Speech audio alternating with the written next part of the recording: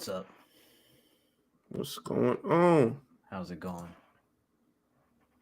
Yo, it's going good, bro.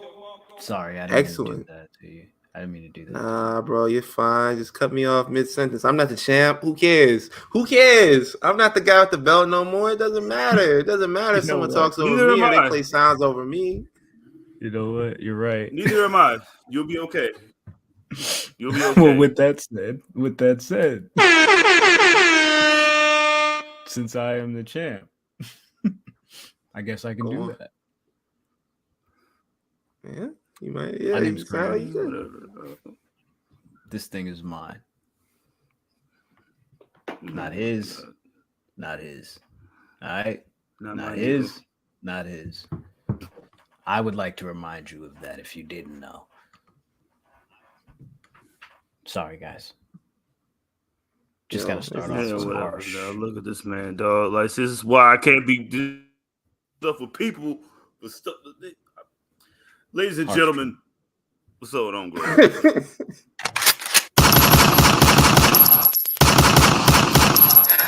Ladies and gentlemen, people with jobs, people without jobs, middle class, upper class, high class, all that, cats, snakes, chickens, ducks, elderly people, and twerkers, we present to you another edition of the Public Enemies Podcast. This is episode 248 of Public Enemies Podcast. What's up with Stan? Salute. You feel me? What's happening? What's happening? What's happening? Salute. Gang, gang, gang, gang, gang. Yeah, exactly. Salute the kid. You know what I'm saying? Salute to everybody in the chat, by the way. You know what I mean? Everybody watching live, all the frenemies around the world, everybody that's listening on Apple, Spotify, all the yada that means. You know what I'm talking about? Of course, I go by the name, oh my God, Graham here with the Waco Kid. You know what I'm saying? He's in the building. He's a sincere as well. Jizzle, what's going on, bro?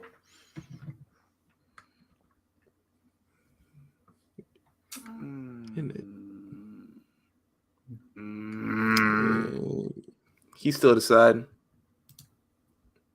Yeah, sorry, he's got to go. Anyways, so Ben, how you doing, bro? You good? I'm straight, bro.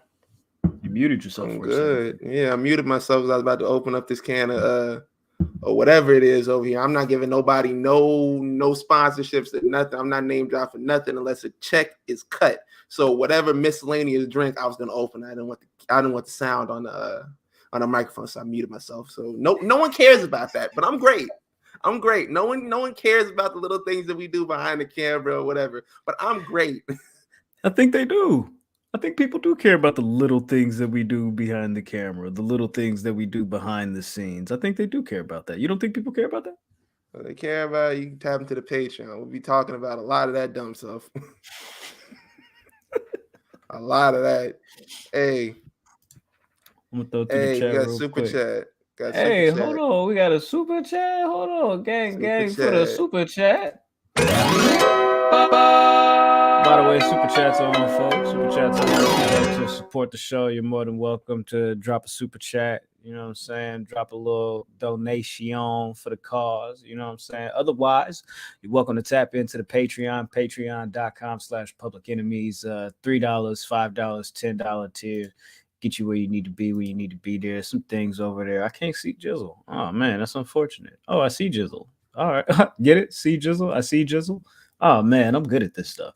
Anyways, Ken says in the super chat, for the champ, say it with me, Ben and Jizzle, your public enemy number one. Oh, my God, Graham. Yes, it's number one. Bang, bang, bang. Oh, number one, man.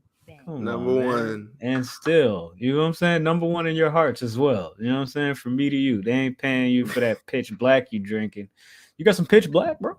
Hey, bro, I love my body and I love myself. I'll never drink pitch black. If it ain't OG Mountain Dew or Cold Red, I'm not putting it in my body. I feel you. I remember when they tried to put out the watermelon flavor with that John Cena on the commercial. I'm like, yo, I love John Cena, but that shit probably nasty. That wasn't it for you? Mm-mm. Couldn't do it. He said, "Mm-mm." I couldn't do it. I'm like, bro, I bought a mini John Cena merch, but I'm not buying no watermelon, nothing, bro, because it's Black History Month, and I'm not feeding into those stereotypes. Happy Black History Month, everybody. Happy Black History Month, Jizzle. See. Just niggas don't know that you get fucking 1 month. You say 28 days. Shout out to our 28 days that we give for you guys who appreciate us, even though you use us for the last 500 years. But you know, Happy Black History Month, Graham, and your No Limit headband. I appreciate the support, brother. Hey, Black History Month. We didn't do nothing for Black History Month last month, but as Graham reminded me last week in the podcast, last week, as Graham reminded me though, he said we are black, so y'all kind of get the idea. And I'm like, bro, I didn't know that. I'm just saying, I think y'all know that, right? I thought this was a European podcast, man. I've been lied to. No. Bamboozled. Hoodwinked. Shout out to Scotland. Shout out to you know what I mean, everybody that support us out there. Shout out to you know, I think it was Scotland, you know what I'm saying, Wales, you know what I'm saying? You know what I'm saying? Shout out to all y'all. I'm saying my London Mastiff, you know what I mean? I know we big in you know what I'm saying, in New Zealand with the Maori Warriors. Shout out to New Zealand. You know what I'm saying? Y'all got weapons with shark teeth in it. So y'all cool with me. Yo, I'm cool with you off of shark teeth, bro. So, you guys want to talk about some wrestling? Nah, man, I don't like wrestling. Me neither. I don't want to talk about wrestling. Anyway, I did see the Knock at the Cabin this weekend, though. Yo, I'm trying to go see that next weekend. Like, yo, was it good? I liked it. If you go see it, I'll hold off and we could do like a Patreon review or something like that. All right, bro. Sounds like a plan. That doesn't sound like a plan. It sounds like I'm saying is Cocaine Bear. Oh, yo. Yeah. We can do that. We can do that too. Hey, man. Hey, yo. Salute to the Patreon subscribers. If you subscribe to the Patreon and you want to tap in and you want to review of the Cocaine Bear, or if you're not subscribed to the Patreon and you'd like to tune in to a review of Cocaine Bear, let us know in the chat. Yo.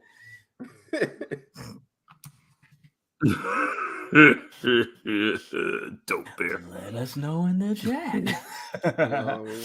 All right, man. We can talk about some wrestling. Let's get into it. Small package news. Let's get into it. I know we're over here having fun with things and we're being joyful and being joyous, but before we kick things into too far into, I don't even know. I tried to be like cool with it and I got nothing cool to say. Before we get too far ahead of ourselves. Oh, that's me. Of course. What? Do want to send of course, our condolences and our love to family, friends of Lenny Poffo. Rest in peace, of course. You know, talking about the genius, big action in the building. Love and respect, of course. Yeah, that one was definitely like a shocker. And the thing about him is he didn't really have like a big run. You know what I mean? He wasn't really like up there.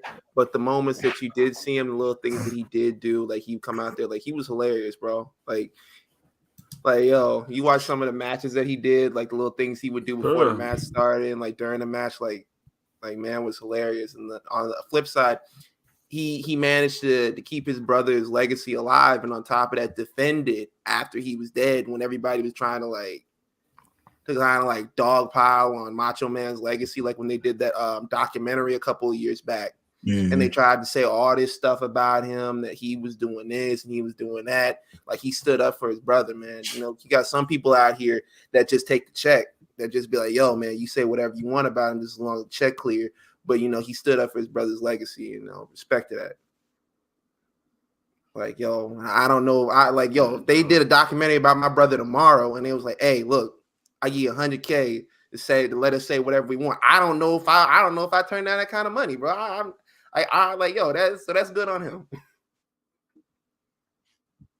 I'll call tomorrow because I'm saying, shout out to Lance. He just WWE from Hulk Hogan with Mr. Perfect was like, listen, if I can get a title shot, so shout out to that. The genius. And one of the the best. What are the dog? You know what I'm saying? He was the Beverly Brothers, and they sucked. Like the Beverly Brothers sucked, and then he made them look cool, and then he would come every single night. That's what's up. I totally forgot that they destroyed the title, and they were just like, "Yo, man, look, you ain't handing out title shots over here. You ain't getting no belt nowhere, bro. You can hang that up right now with a ballpoint hammer." With a ballpoint hammer, just like, yo, man, like, yeah, yo, listen, yo, F this title. You know what I'm saying? Like, you want to give it to this on TV in front of Brother Love. Yo, Tom and Jerry ass hammer. Also, of course, rest in peace. Our flowers, our love, our condolences to friends and family and all the like. Also, want to send some love and some prayers and a shout out to Jerry Lawler. He had a stroke this past week. Yeah, I know. Some people really don't like this guy, but I'm of the opinion if you'd rather see a nigga die than to, show love and send flowers, and just be reasonable, then I don't know, you're kind of weird.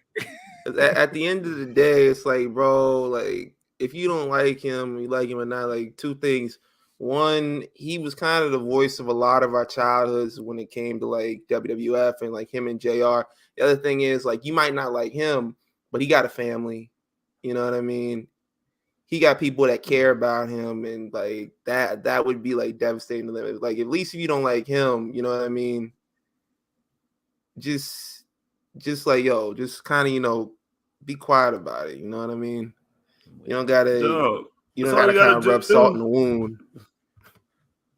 All you gotta do is shut up. Last and then, thing, you know what I'm saying? Nobody deserves that. Nobody deserves a stroke, dog. Like, son had a stroke. You know what I'm saying? Like, you don't know what son have a stroke. No, not at all. And then move on. You got to be a piece of crap. There we go. Let's go ahead and move on. Next thing that we got here, looks like over the weekend there was a report that Ivy Nile was going to be appearing for Reality of Wrestling, and Brian Alvarez jumped out the window. Salute to Brian Alvarez. Sorry, buddy. And reported that NXT is now going to be allowing talent on indie shows, select talent, of course. This was then shot down by Shawn Michaels after Vengeance Day on the media call, where he said that it was actually a one-off. They were just doing it as a favor for Booker T. He did the Rumble, you know what I'm saying? He asked for a little, you scratch my back, I scratch yours, you know what I'm saying? Right. Thing like that, apparently. Yeah, apparently, Meltzer said, nah, my bro wasn't wrong. They really finna do this, and they just finna test it out, and see if this works, and if this goes good, then maybe they'll do more. But if it don't, then it's like like the Ivy Nile appearance got to be successful. So I'm like, all right, cool. We'll see how that goes. I'm not gonna hold you. That would really be kind of good, man. Like, to go out there and like you're putting up numbers over there for Booker T, and you're also giving your talent reps to go out there and work a different place than they're used to. So I feel like if they're going to do that, I feel like it works on a couple of different levels. And the other thing was, it definitely would be good for Booker T, because, like, yo, he went out there, got slapped up by Gunther and thrown out. And people were like, yo, why'd you job to Gunther? Why didn't you fight back? Why didn't you do anything? He was like, look, man, I'm putting over these young kids. it ain't jobbing, man. And it really isn't. If you putting over like younger wrestlers, that's not jobbing. It's doing the Lord's work. That's what you're talking about. Jobbing the Gunther like I could just go out there and like do whatever I want to. Like, no, he was just gonna chop me in my chest, and I'm gonna have a hand that's gonna be purple. I don't need that. Purple needs to be on LeBron James. There you go. All right, man. More on that later. P3SPN, of course, this week in sports. Before we get to that, last thing, just a little notation. EJ and Duka is gonna be on Behind Enemy Lines coming up here pretty soon. He was also on AEW Dark this past week, the match with Konosuke Takeshita. Soup took a L, of course. But hey, you know what? Real dudes dust themselves off and get back up and do what real players do and step behind enemy lines with the PE3. So look for that soon. Yeah, man. Like there's some definite gems in there, man. There's some like clippable moments in there. So y'all make sure you tap in. Oh, and if you checked out the Alex Kane interview and you watched MLW Underground this week on Reels, then you would have seen that when he told us, "Yo, I smacked a dude with a Philly cheesesteak." You know what I'm saying? Like now you see the evidence. You know what I'm saying of what we was putting together. But yeah, it is what it is, man. Let's go ahead and get into AEW, man. Dynamite. You know what I'm saying? Dino. Told you, Mike. So this was a fight night, championship fight night, title matches everywhere. Boom, boom, boom, boom, boom, boom, boom, boom, boom. This was a stacked card. This was a great show. Yeah. I'll say it again. This was a great show. I hate the term stacked card. It sounds ill to me. Stacked card, like ugh. No.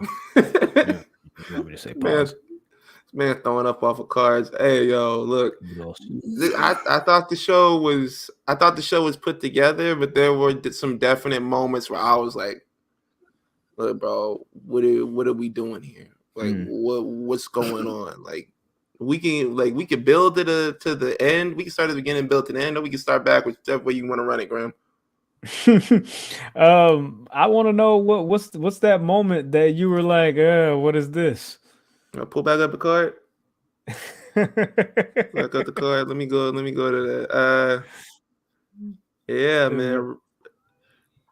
Look, first started out with the gauntlet match where Ricky Starks getting with Ricky Starks taking an L. I know they're still gonna build back up to it, and he's gonna eventually, get the match with Chris Jericho. I don't know why it's such a big thing to have another match with Chris Jericho. Like, yo, like I don't get it. But like Undertaker. Exactly, like, bro, I feel like that's like too. I feel like that's a trope that they always go back to. It's like, yo, you got to fight through this guy. You got to do this thing over here. You got to jump through these hoops so you can fight this one guy. Like we see it all the time with MJF. We've seen it a couple other times. We saw it with like Kenny Omega. But the thing with them is they like Kenny Omega when he was doing it, he had a title. MJF was doing it. MJF was like white hot as a heel. Bro, who want to wrestle Chris Jericho that bad? Come on, bro. Like, yo, what do you got going on in your life that you like, yo, man, I really want to wrestle? Somebody like, yo, man, I want to wrestle for the world champion. I want to wrestle the world champion. Like, oh, nah, bro. What you want to do? Nah, man, look, I want to wrestle Chris Jericho, bro. Yeah. I want to wrestle Chris Jericho. Yeah. Nah, bro. That doesn't even sound like that doesn't sound believable. Chris Jericho guarantees you TV. I'm gonna go to. Why wouldn't I want to work a program? I'm gonna go to the Sizzlers. The Sizzler, like he's a Sizzler solid. Yeah, that's why I want to go. I want to get this mediocre crew. Sounds good to me. And lose. Yo, they have to poop. Solid boy, Sizzlers, bro. That's wild. Hey, but yeah, man, I don't like that he had to take the L for it. It just like. It just, I already know they're going to come back for it, and I already know what they're going to do for it. I'm like, bro, I'm not really concerned with seeing anybody build up like to fighting Chris Jericho. Because like, bro, look, you want to give me the match or no? Like, bro, look, I'm not pressed on, I would never be pressed on fighting Chris Jericho. Like, yo, you going to let me fight you or no? He says no. I'm like, all right, bro, I'll go do something else. Like, it's not that hard. It's not that hard at all. Graham, your mic is muted. But oh, my bad, I'm catting. But I was saying, no, I think Chris Jericho guarantees you TV time, guarantees you investment in your character, and at least it guarantees you the time to at least get your shit off. You know what I'm saying? But like, yeah, this is what you're gonna do. You're gonna get your shit off. Mm-hmm. You're not gonna win because he was already telling Booker T, like he was like, yo, man, somebody's like, yo, take notes. Chris Jericho on what Booker T did for Gunther. And he was like, yo, man, I ain't jobbing to nobody, bro. And that's kind of been the song and dance of his run in AEW. It's like, yeah, he's letting them get like a win here and there, but who wins the last match?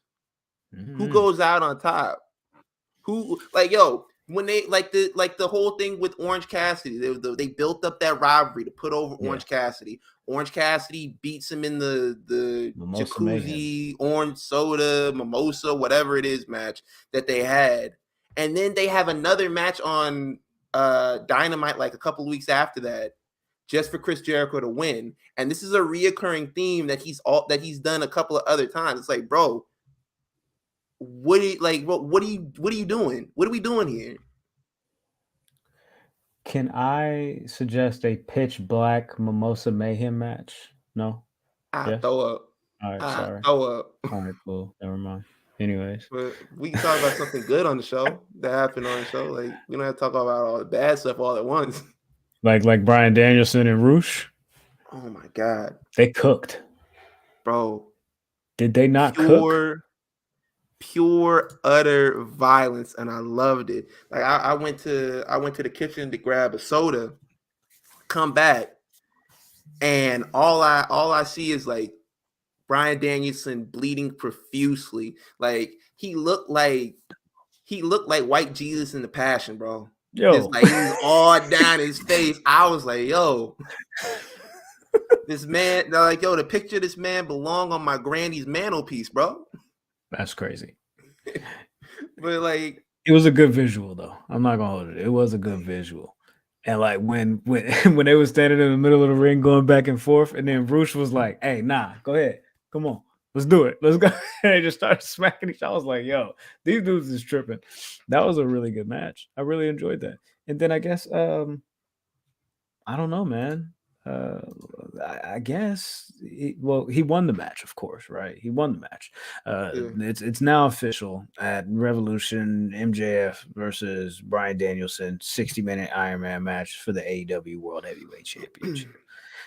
That is not all that happened, though. Of course, he won the match. The match is official, but MJF really showed his ass on this episode.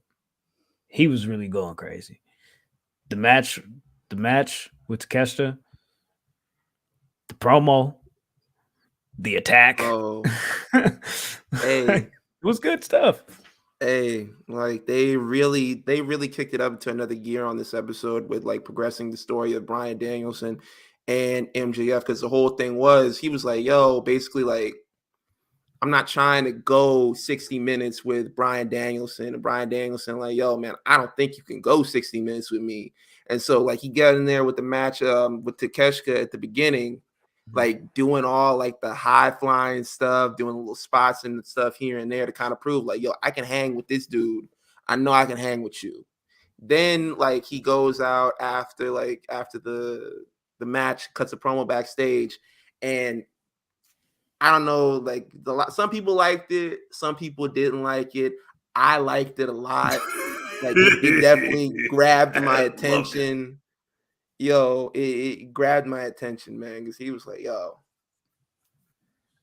To me, it was a generational promo. A lot of people were like, yo, man, well, this is weird, bro. This is weird. I'm like, nah, bro, he's telling you a story.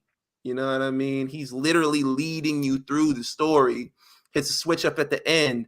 Like, how many times have you seen this? We saw Cody and Paul Heyman cut like back-to-back promos, and we'll talk about that later on. Yeah. But they kind of did some of the same stuff. Like, they told a story in it. Like, you don't got to go out there all the time and hit like the cliches, like, let me tell you something, brother, and listen here and all that type of stuff. Sometimes you just tell a story, bro, and you do like you kick it up at the end, and that's what he did. This man said that, I think he said when he was in junior year or something like that in high school, him and his little blue Camaro picked up a chick, hooked up or whatever. He said I was driving and she was distracting me. Punched it, you know what I'm saying? You know what I'm saying? Shout out to RHs. crazy. Lost control, smashed into a light pole, and then said he, before the cops came, switched seats with her, her lifeless body, called her Liv. Now everybody's like, Liv Morgan, what's going on? Yo, man, I'm like, she bruh. logged into Twitter. People, she got like 20 DMs. She got like 30 text messages. She see her ad all over the place. It's like, bro, like, and he said Liv. I was like, all right, no, people gonna pick up on that. But he was like, yo, her brown skin, and then a lot of people were like, yo, so what you doing? Is this your little Black History Month promo? Like, what's going on, bro? I was like, wait, what's going on here? No, it was Olivia Benson. It had to be Olivia Benson. Shout out to Olivia Benson. He was her. Huh? Thank you, MJF. You told me who it was. Yo, hey, but like, I've enjoyed what they've been doing since like after the promo that he cut on Takeshita, when a lot of people were like, yo, bro, why are you taking, the low hanging fruit? Why are you doing this little stuff? And he like kind of switched it up from that point on and stepped it up. It hasn't been like, yo, going out there and saying like, yo, man, I fucked your mom and stuff like that. It's just been constant work. Wow, very interesting. When this program first started, I really liked the promos and like the way he was kind of going about things. I'm interested now. They kind of used the William Regal thing as like the kickoff point to it. It seems like a little like they've pretty much gotten away from that, and they've made it a little bit more personal between the two. I don't even think they've mentioned William Regal in the last couple of weeks, and I don't think Danielson's doing the Regal stretch anymore either, to be honest. Like I he was doing that for the first couple of matches, but these matches have been crazy. He's on a run. This is nice. William Regal tapped him on the shoulder, like, "Hey, bro, I'm gonna need you to get that back. My son over here, he need a little finishing move himself. So y'all can't both be running around doing that. You know what I mean? Have some respect." He said, "Show a little decorum. Why don't you keep my name out your mouth?" Yeah, for sure. That's really what happened. Jamie Hayter, of course, she beat the bunny. So you don't get a title shot. Sorry. Continuing to build for whatever's happening between the two cliques. Bro, I hate the whole like, what is it called? What do they call it when you do that? It's not a number one contenders match, but it's like, yo, if you beat the champion, the eliminator. You get a champion. Yeah, the eliminator. Like, yo, if you beat the champion, you get a championship match. Mm-hmm. I hate that. I'm like, bro, I hate when they do that in WWE. I hate when they do that in AEW. It's like, bro, you just beat the champ, then like, bro, then this should be yours, right? Yeah. what he got on his what he have holding around his waist, like, yo, that should be yours, right? You just beat him, didn't you? It's not like, yo, you beat him and now I'll set up another match so you can see if you can do it again. That sounds dumb, bro. So you're not feeling it? Nah, I don't like that in WWE. I don't like that in AEW either.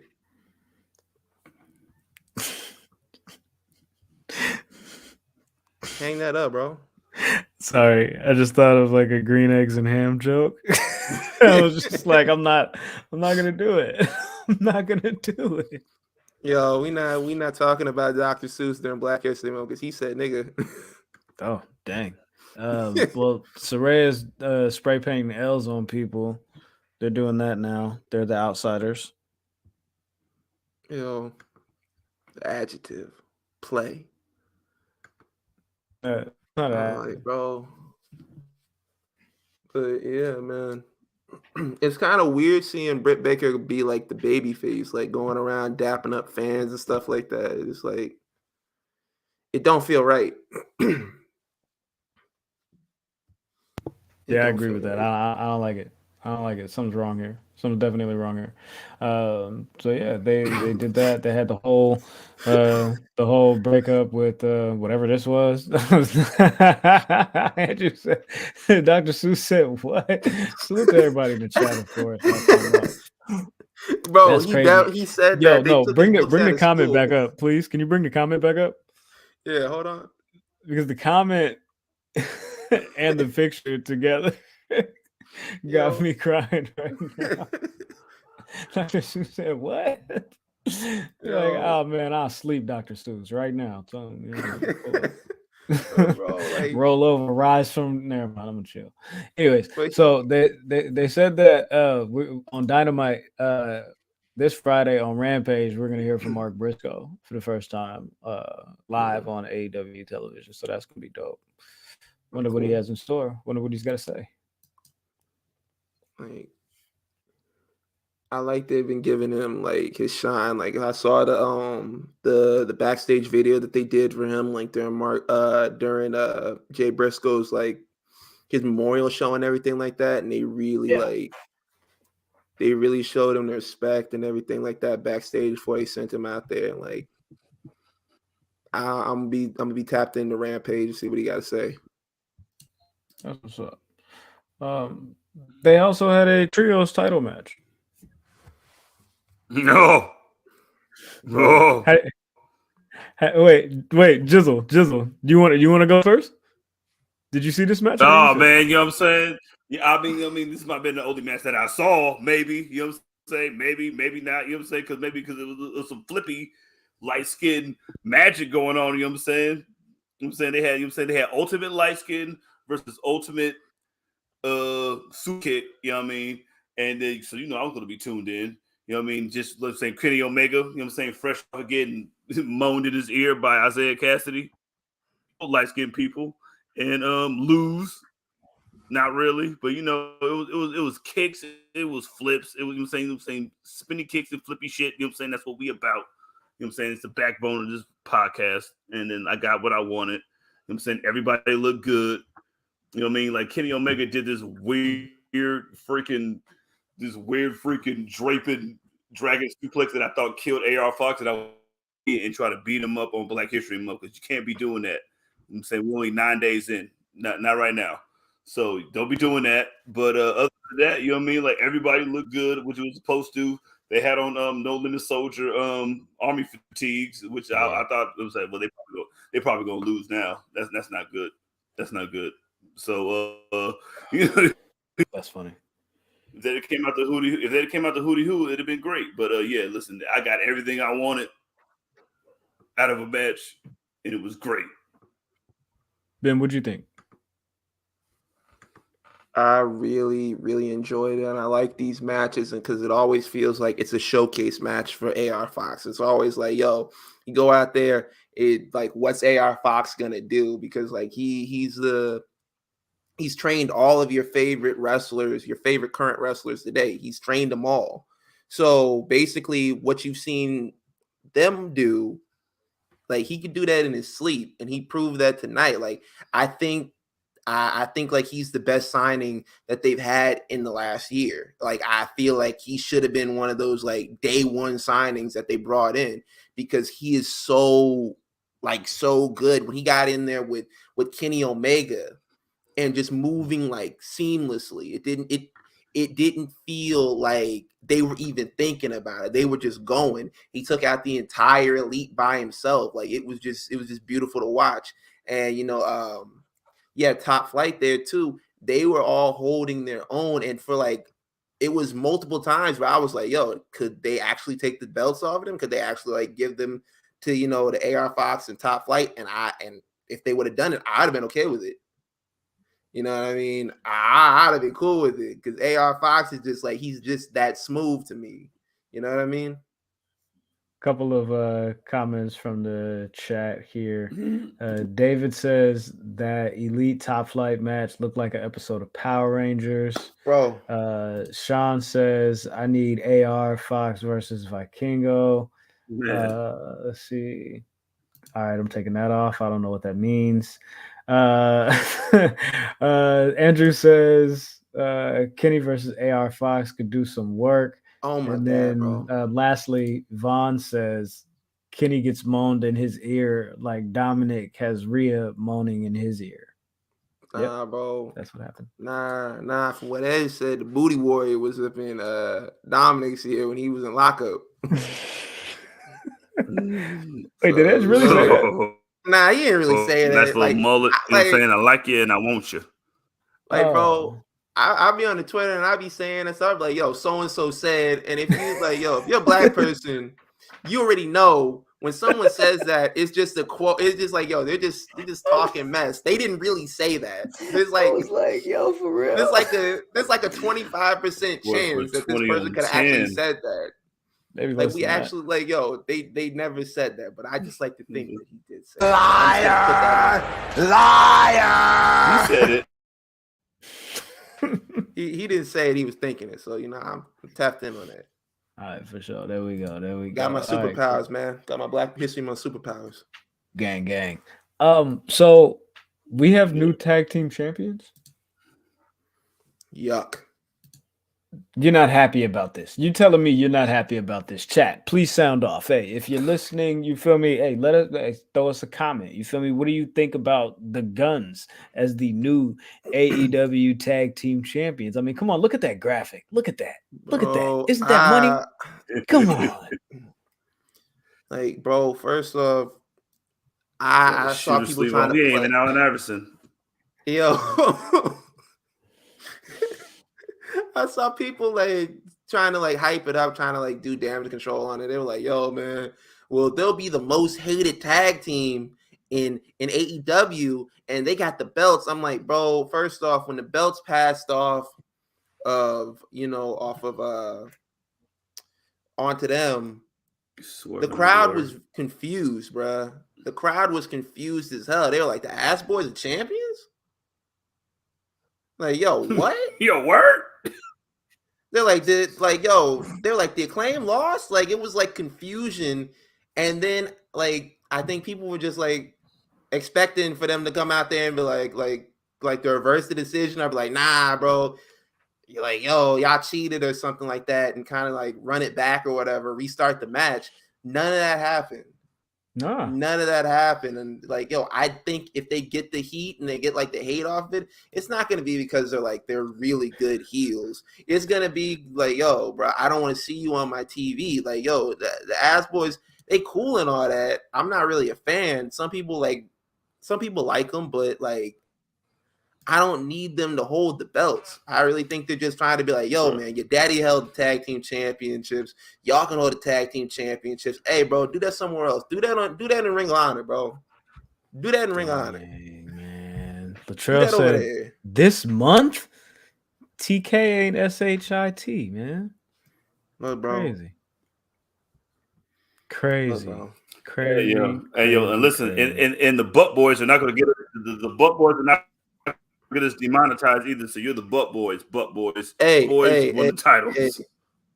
Hey, Butt Boys sounds a lot worse than Ass Boys, bro. I'm not gonna lie to you, it really does. That sounds horrible, bro. Yeah, I'd rather.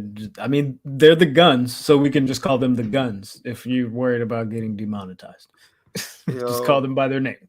Listen. Yo, David said Vince is quietly booking AEW. Yeah. I think that this kind of leans into the whole FTR thing, does it not? FTR, bring FTR back, have them take the titles off of the Guns. I don't know if they do that at Revolution or like, because they said that they was taking time off. Like at this point, I'm like, I don't believe you anymore. Like I think that's happening here. Yo, to do what though? Like, give them the titles before they leave. Like, their contracts are up in like April or something like that. That's the exact thing that WWE did, and they still left. So if they want to leave, they're gonna leave. They're gonna leave regardless. Like they left with the title.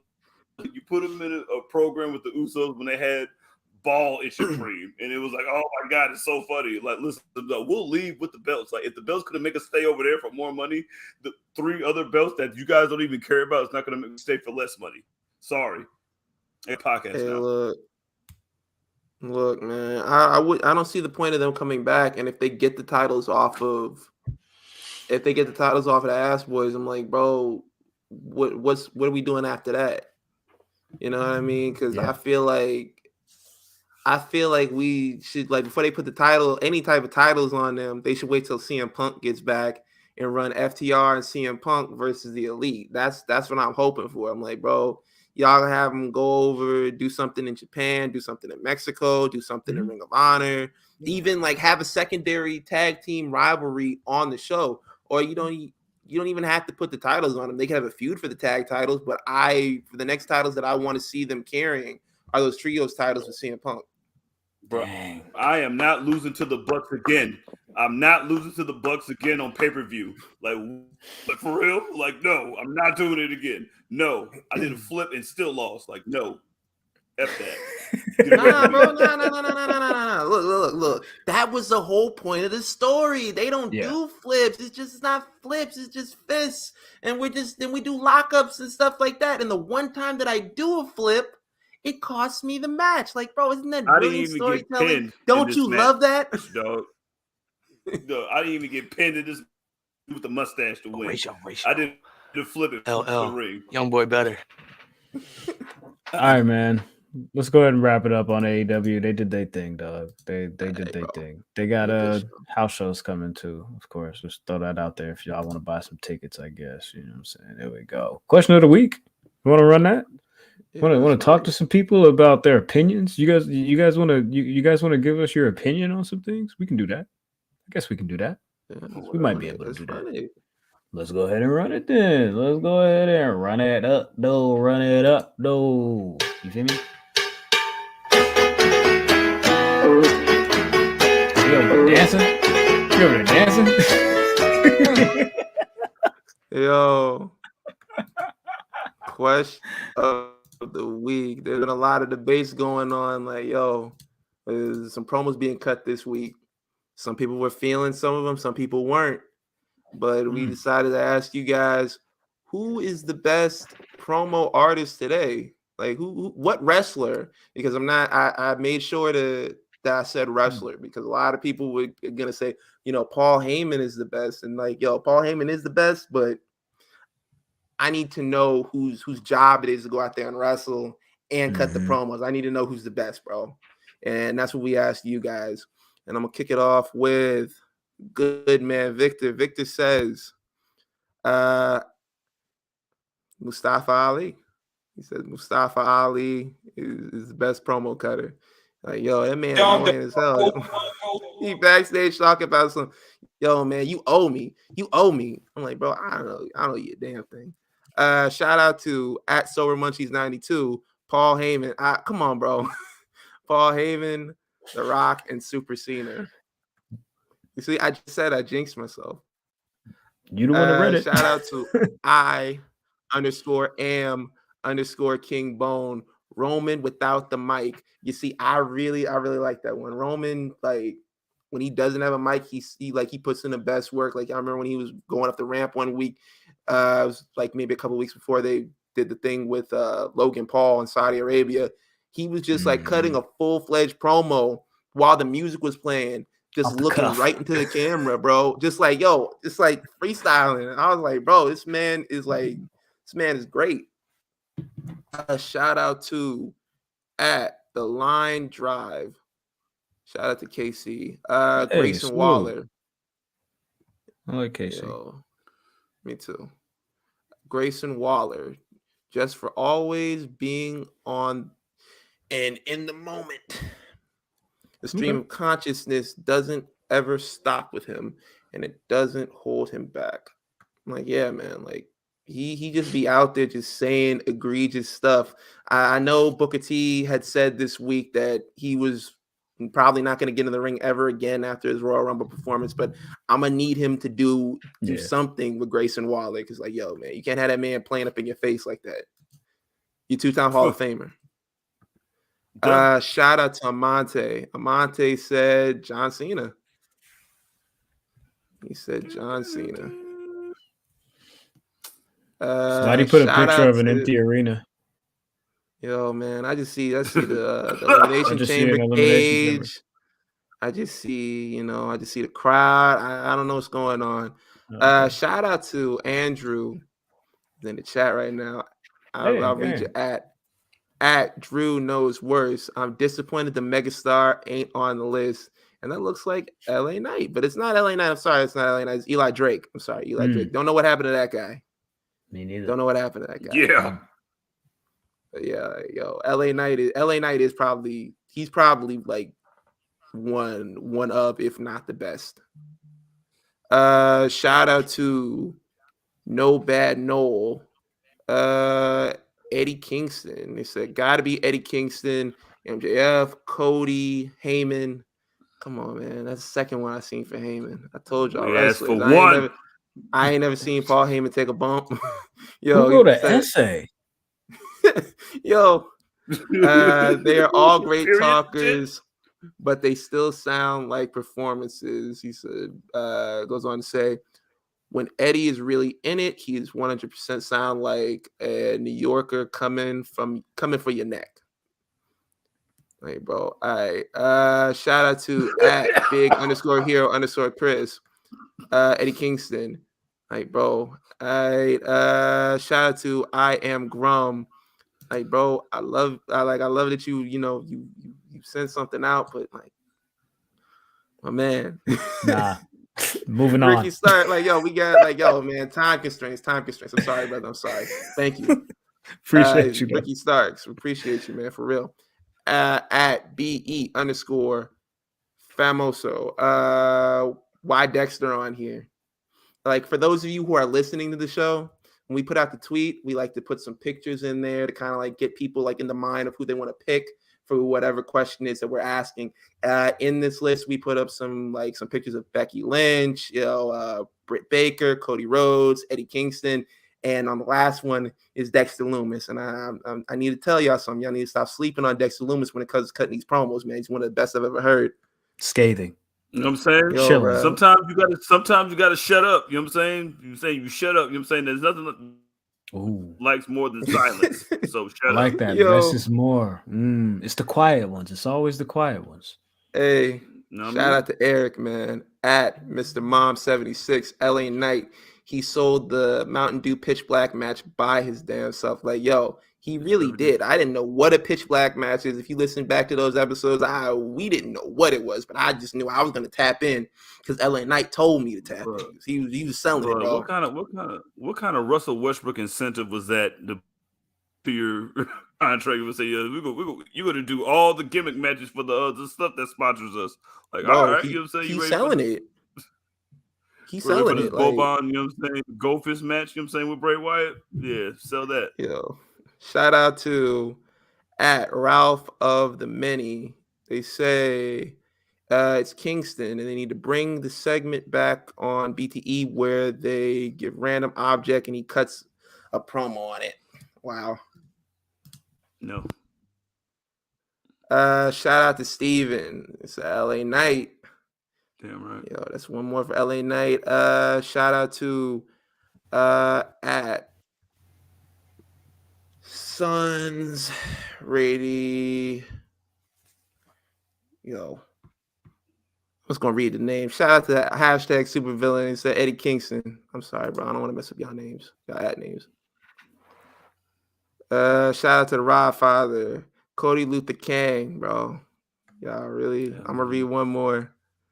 Shout out to Jake Salazar, who said, not pictured, but let's be honest, is Dominic Mysterio. Hey. Hey. With that. Yeah, I like that. I like that. I like to jump out the window in this. I'm with that. Accusations are not accurate. Let me read this last one. I lied. I'm gonna read this last one. Shout out to Kenny at McKinsu. He said, y'all tripping. Dexter Lumis would slide anyone on the mic. Hey. You know what I'm saying? See, he gets We're gonna end it just like that. End it just like that. I'll throw to a couple of people in the chat real quick here. Let's see. Michael says LA Knight and Cody. G Nation says Mustafa Ali. Damn. Malik says Xavier Woods. Let's see. I'll take that. Sean, you're funny. When you open up Urban Dictionary and you look up wrestling promo, the picture of Eddie Kingston is there. That is freaking hilarious. I actually talked to Chris Dunn, who we just interviewed recently on Behind Enemy Lines, and he said he actually has a story about Road Dogg and Urban Dictionary. So maybe we'll bring Chris back on to tell us about that story with Road Dogg and Urban Dictionary. Hey, Chris had a million get rowdy, stories, Road Dogg. man. He did get rowdy. Yeah, he did get rowdy. Let's see. Booker against Kofi. That's very interesting. Best promo artist is Austin Theory. Ken says Austin Theory. Okay, got it. Get out of here, bro. Go to bed. Get out of here. Go to bed. Get out of here. Go to sleep. Like, bro. GTS yourself. Oh, I like this one. Turtle says Jay White after that Wrestle Kingdom loss. He was true. Hey.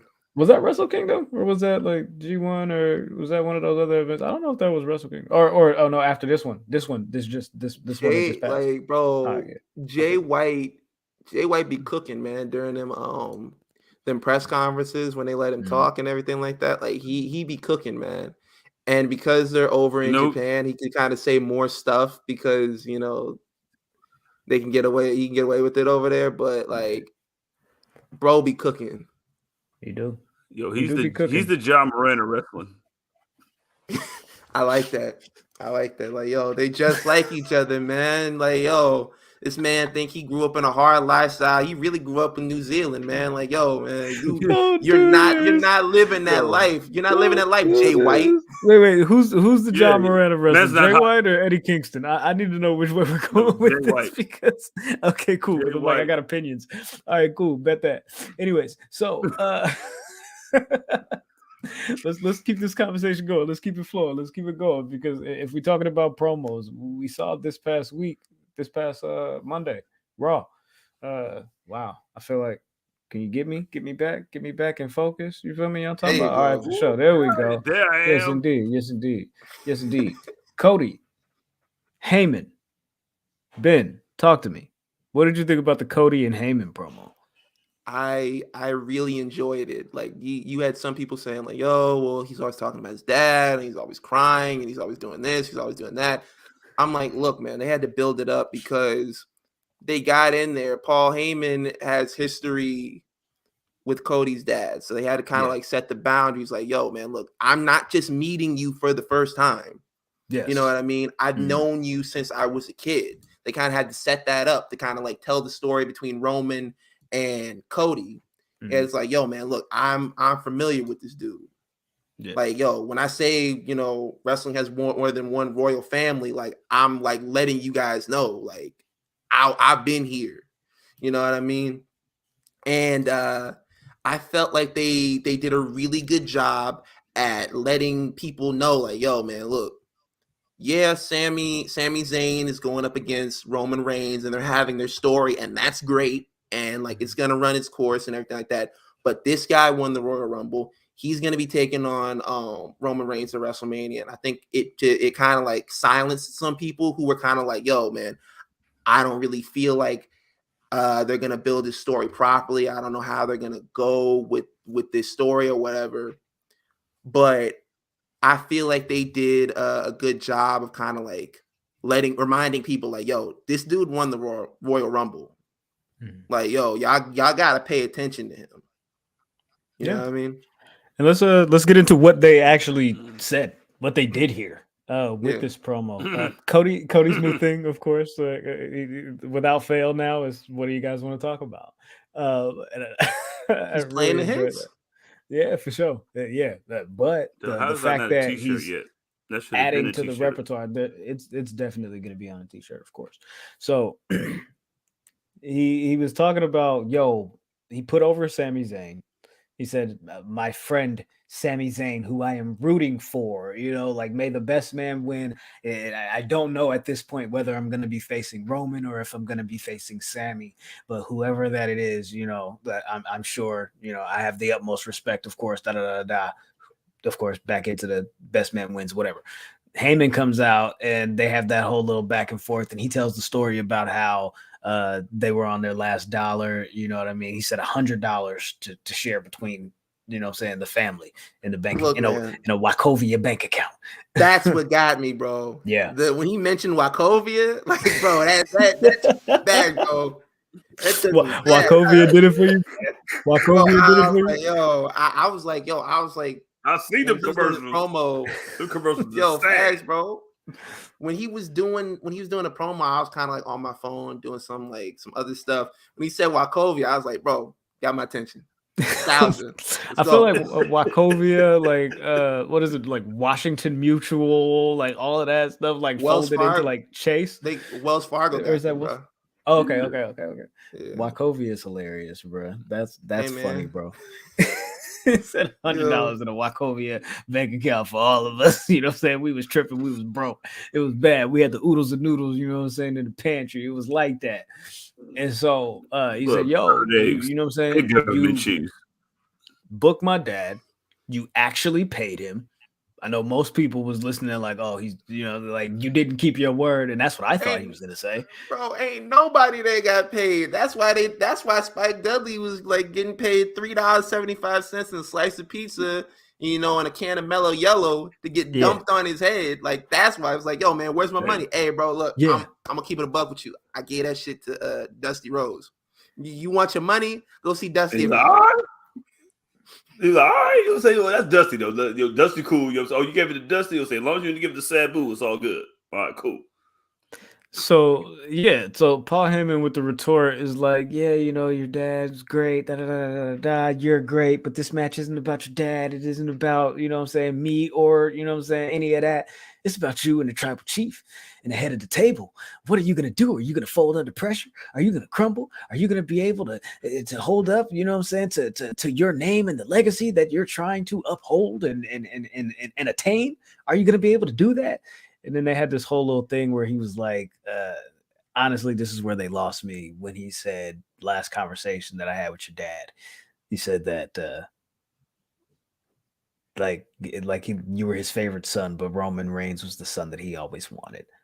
Yeah, I thought we got to the end. I'd have punched him in his mouth right there. Yeah, but I just felt like it didn't. I didn't feel like it really needed that. I feel like you had already said enough. You know what I mean? Because it's like, yo, we got. I felt like they might have could have done it like a little bit differently, but I feel like that kind of like switch up was needed because it's like, hey man, look, I gotta bring you back to let you guys know, like, yo, I'm a scumbag, bro. Like, yeah, I got down with your dad. I need your dad. I rocked with your dad. I don't rock with you, bro. I need your dad. I don't know you, bro. I feel like that little. You know exactly who I am. You know exactly. I just feel like they're more creative than this. This was like just like a regular wrestling trope thing. Like, oh, you know, like, no, I always wanted this guy. He was the chosen one, not you. And it's like, right. I mean, there's enough connection to do all of that without having to do that. You know, I don't know. I just didn't like that part. Y'all don't gotta agree. Right. With me. Jizzle, go ahead. Correct. Yeah. I'm just saying, like, what do you have to do to so what if Cody wanted to go there too? Like, you saying, like, I would talk about your dad, you know what I'm saying, but you know, like, you know, saying your dad was just a part of another team of another team of another team. You know what I'm saying? Too bad my dad was a legend, your dad just a part of a legendary family. You know what I'm saying? Just like you are. You're like, what if you like you could really go there? Like, I don't like you said, I didn't like the little, you know what I'm saying? Just like you said, I didn't like the little like, you know, like he was the son that like he wanted. Like, man, no, he wasn't, blood. Like, come on, dog. Hey, like, man, seriously. look. Hey. Like, hey, man, look. I just know, like, yo, you see, all right, man, you see Cody and you see Roman Reigns lined up. Like, someone tell you, like, hey, man, you got to pick one of them to be your son. Who you picking? You picking Cody? I'm picking my son. Nah, bro. Nah, bro. Nah. It's not like, yo, okay, I'll explain it this way. Okay. You have to pick. Neither one of them are your son. You get to pick which one who's your son, bro. You get to pick who you getting. That's fine. Are you gonna pick Roman Reigns or are you picking Cody Rhodes? All right, cool. I'm picking Roman Reigns, but you know what I'm saying. I just feel like with what because he had already dangled it out there. You feel me? When he was like, your father trained and prepped Seth Rollins, trained and prepped this person, Becky Lynch, Bayley, yada yada yada. Name down the list. He did not train and prep you. Enough. Like, you know, that's all you needed. That's all you needed to make it personal. And then Cody still with tears in his eyes talking about now you're making it personal and your boy Roman Reigns. And I was like, am I supposed to be offended that he said boy? Because I don't know. Roman's not even black. Like, how do I, what? I just felt the emphasis in boy, and I was like, ooh, Cody, don't do it. Oh no, people with red gloves. I don't know. Graham running in the ring, like, yo, and cut. Wonderful guys, like print it, yeah, man. Like, yo, that's it right there. Like, hey, I enjoyed it.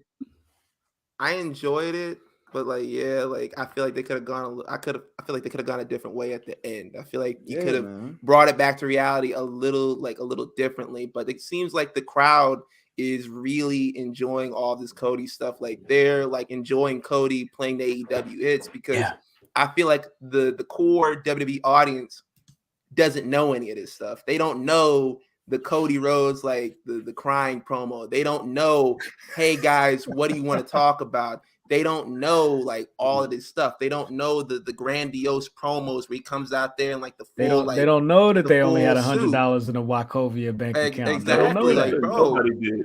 Yeah, they like crazy. he's playing the AEW hits, and I got a question for you guys, and the chat can chime in too. You know, like we said earlier, Super Chats is on. Why do you feel like you know this stuff is working a little bit better, well, as of now in WWE than it was working in AEW? Like, why you feel like these promos are getting over? Because I see a lot of people online are like, yo, just kind of waiting for the crowd to turn on Cody.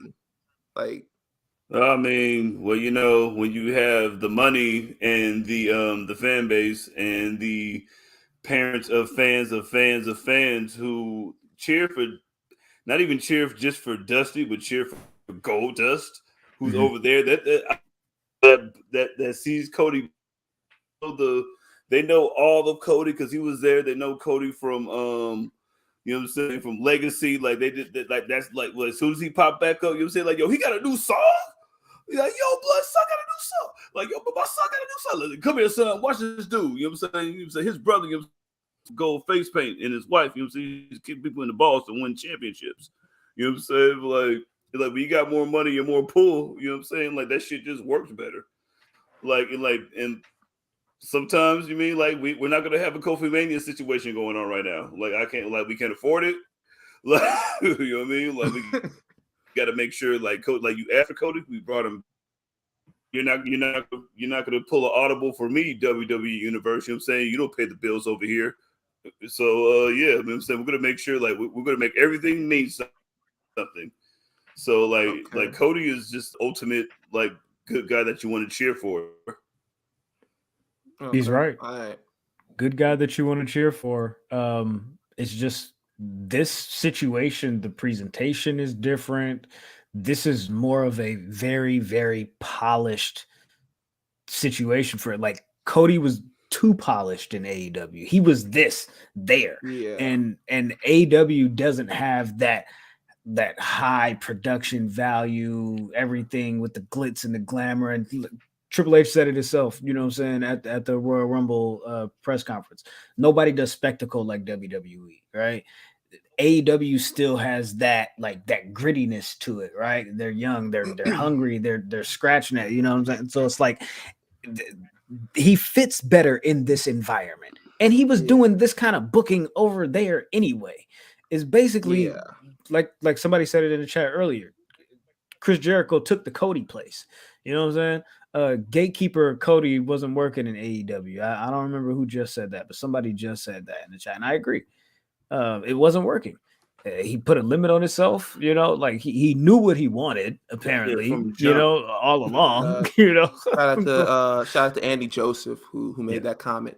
But yeah, man, I completely agree. I think this works because at the end of the day, and I hate using this term, but because it's always attached to something negative that someone has to say. But Cody is a WWE guy, man. Yeah, he's a WWE guy. Like you could see it when he went to Impact. You could see it when he went to Japan. You could see it when he went to Ring of Honor. You could see it when he was in AEW. Like, yeah, he was trying to do something different, and he was trying to like go out there and like talk to a different fan base. But he was kind of like what they didn't want to see, what they like left watching WWE for. Like Cody comes out there and he cuts these grandiose promos. He comes out there with like 5 minutes of fireworks. He comes out like he comes from underneath the stage. These are all like spectacle WWE sort of things. And like when he was over there, he was, you know, Captain America, Superman, you know, apple pie, you know, I love my family, I love my country, all that type of stuff, which their fan base hates. They don't want Captain America. They want the Punisher. They don't want Superman. They want Batman. They don't want any of that stuff like that. They want to feel like there's some, like what Graham said, there's some sort of grittiness to their characters. They want to feel like, yo, I can cheer a John Moxley who goes over there because I know like he's a good guy, but he's also making mistakes. You know what I mean? They like Cody when he's doing this character, he's kind of infallible. It's kind of like, yo, he's not gonna step out of line. He's not the kind of guy you want to have a beer with. If you go out with him and like, hey man, yo, let's you know go get a beer. He's like, nah, bro, I gotta go home to the wife. You know what I mean? Right. I gotta go put the kids to bed. Yeah. Even on the Logan Paul thing, when they tried to like trip him up with the Lana Rhodes thing, he's like the porn star. Like, yeah, that like, oh, the joke is like, oh, you're a little bit too fast. Like, how'd you know? Like, come on, like, my like, do it. Grown ass man over here, right? No, and so, I know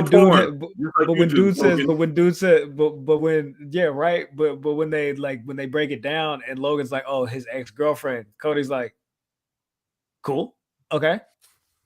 Next, like, what else you got? You know, like, hit me with something. And he's such the company guy. He goes everywhere and says, oh, what do you guys got? You got an extra prime over there? Can I try that? Can I try that? Oh man, that's good. I'm gonna be primed up. Oh man, that Mountain Dew Pitch Black, that's good stuff. That's good. I'm like, bro, this man is cutting commercials and asking for make me the face. I want to play quarterback. He's WWE through and through, and that was and like I said, that was why it felt like the AEW fans rejected him, because it's like, yo, yeah, we just saw we sat through how many years of Super Cena?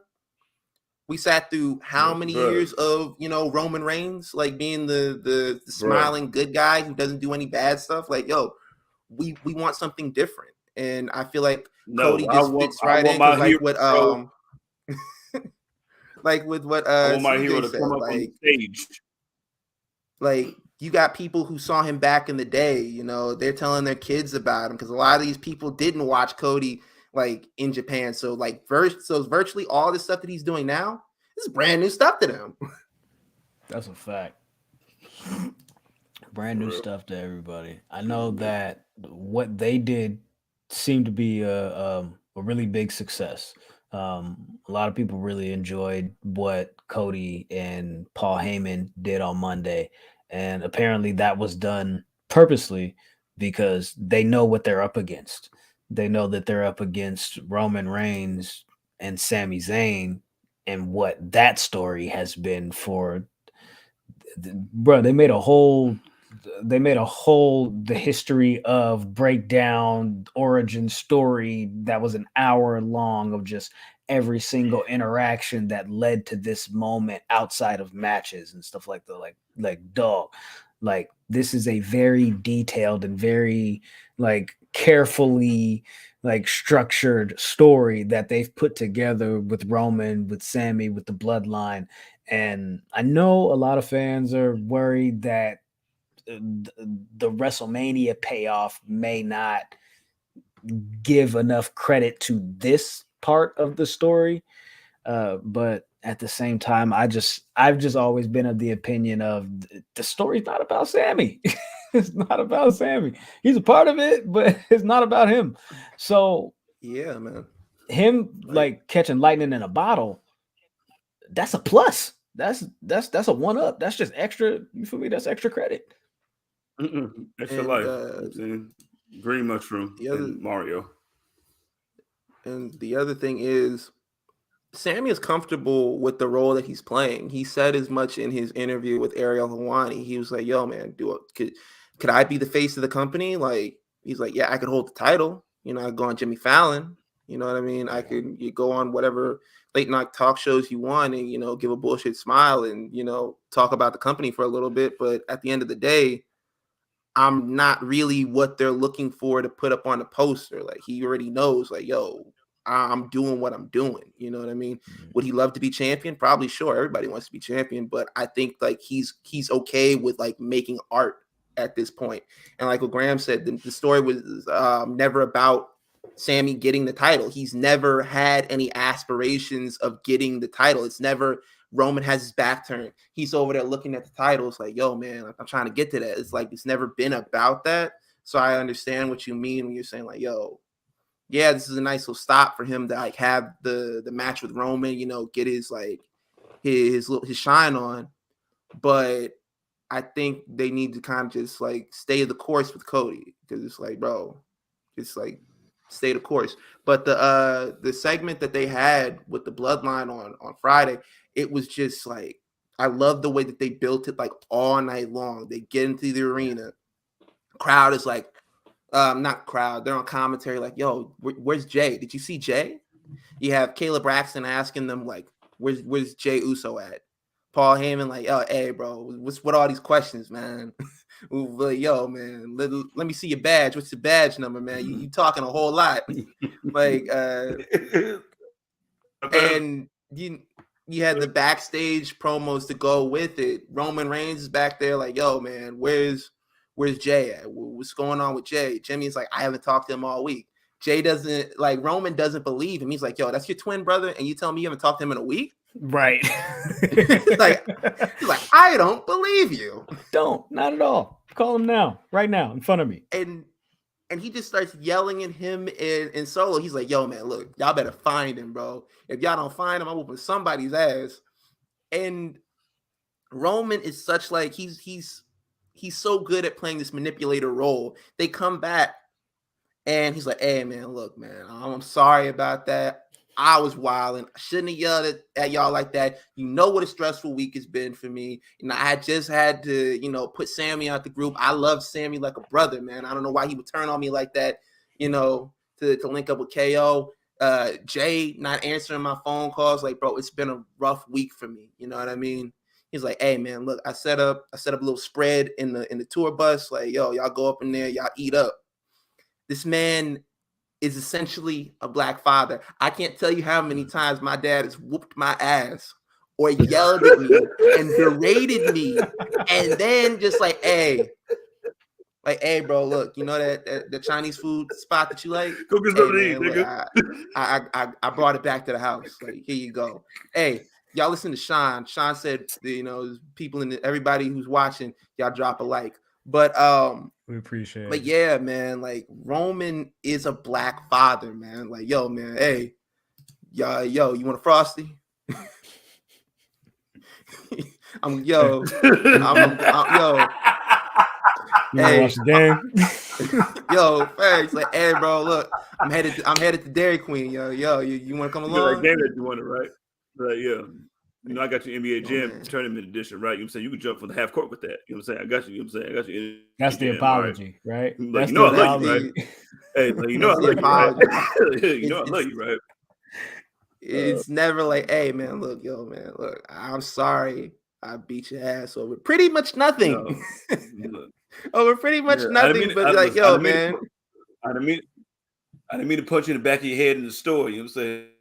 Knocking stuff off the shelf. Like, what else?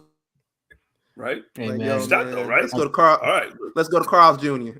When they transferred a couple $100, not a couple $100, not at all. Transferred $100 into your Wachovia account. Hey, transfer $100 over to you. You feel tell me? your mama. Man. Tell your mama I gave her $100 in that account. You know what I'm saying? Don't tell her I put her in your head though. You hella funny. The way they wrapped up this segment and Sami came out there, jumped Roman from behind, and he cut like a 30-second promo with all the passion in his voice. The way that he came out there and just started yelling at Roman, I was like, sometimes you don't have to cut a 10-minute promo and a whole monologue. Sometimes you just need to get right down to business, and that's exactly what he did. But he gets jumped by Jimmy and Solo. Roman comes out there and is like, you know what? You want a title match? You got it. He's like, yo, and Roman, like someone said when we were talking about the best promo right now, Roman without a mic is so damn good. He's grabbing Sami Zayn by the top of his head. He's like, hey, bro, look, you broke my family. Now I'm gonna break you in front of your family. I was like, bro, it's a bar. It's a bar. Let me tell you, when I saw Cole Cabana, it definitely is Cody in promo. So he's with that, he's gonna guillotine him in front of his mom. You know what I'm saying? I would right in front of him and just lay him in his lap. Like, here you go. Here's your son. And here's the main event for Elimination Chamber. We are going to find out more this upcoming Friday. Another wrinkle will be revealed because there's a tag title match. The Usos will be defending against the bald-headed conspiracy, as Top Dollar would put it. Hey, why they bald? I don't know why they bald. You know what I'm saying? Yeah, but yeah. So Jay's gonna have to show up at some point to defend these titles. What's he gonna do? He gonna pull up and he gonna do the match and just walk out. So I got to do it. You know what I'm saying? Free bird rule.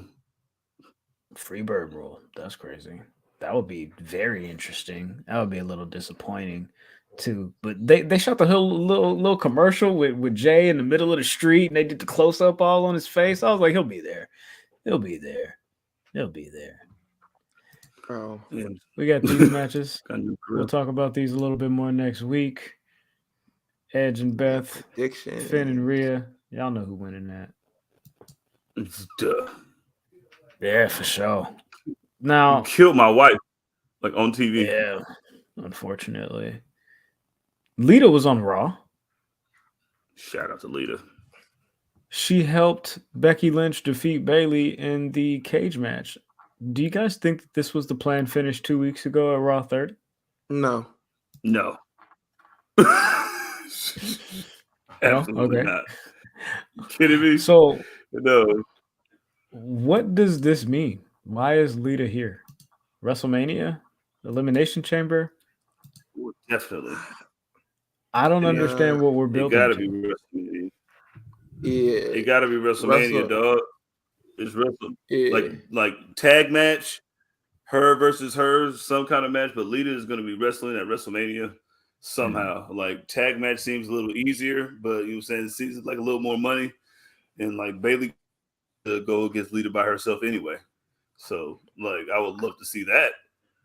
Like I think WrestleMania is the place for whatever they got planned to for this whole storyline they got. Like I'd like to see a 6-man match at WrestleMania because you get Lita, Trish, and Becky in there because that's the word on the street too that they got that they're trying to get Trish to come back do a match.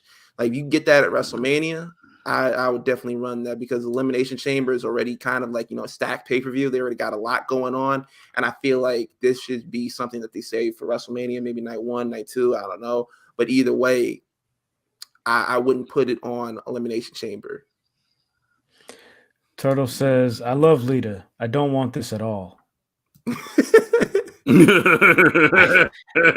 kind of agree. I feel you, man. But I understand. But I get it. I totally get it, but listen, the money is there.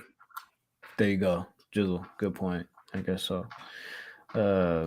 Yeah. Let's see. Ken says if it was for a Mania build, they would have waited until March, in my opinion.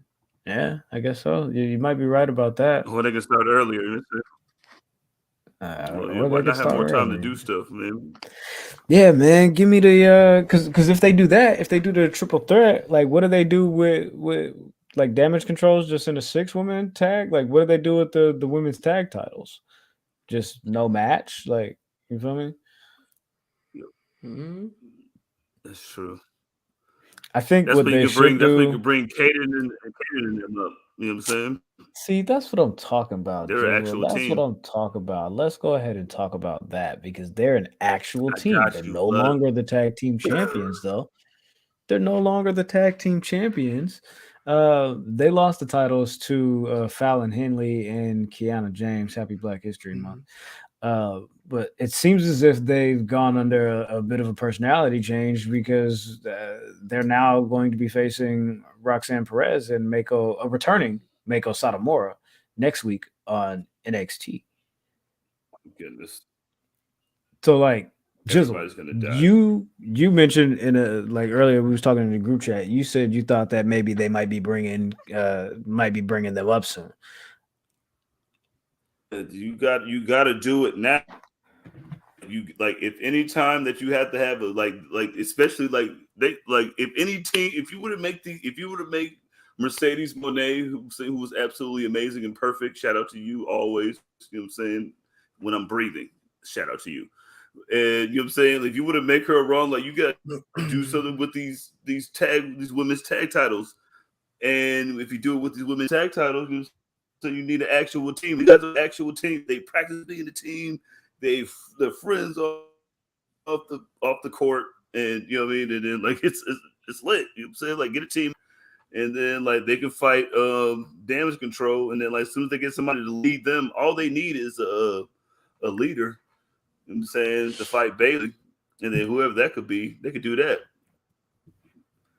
But Bayley and them is heels, and they just basically turned them heel on NXT. No heroes, you know what I'm saying, is different. You know what I'm saying? Like anti-heroes is different to being a villain. You feel me? Like an anti-hero, you know what I'm saying? Just like you know what I'm saying, like you deal with them. You know what I'm saying? Like I'm good kind of deal with good guys, you know what I'm saying? Like they're like Stone Cold. They want to be like Stone Cold group, you know what I'm saying? For the anti-hero. Exhausting rooting for the anti-hero. Yeah. That's a Taylor Swift This is song. Halle Berry playing Catwoman. Are we the anti-hero? Because they put a little comment on NXT this week from what's the show? Yeah. I thought you were like, yo, what's the Yeah, show they put on there? I Vengeance, was like, yo, man, it's right on there. It's right in the corner. You don't remember the name of the show. It's right there, Public Enemy Podcast. Yo, shout out to that engagement. You feel me? Be popping, you know what I'm saying?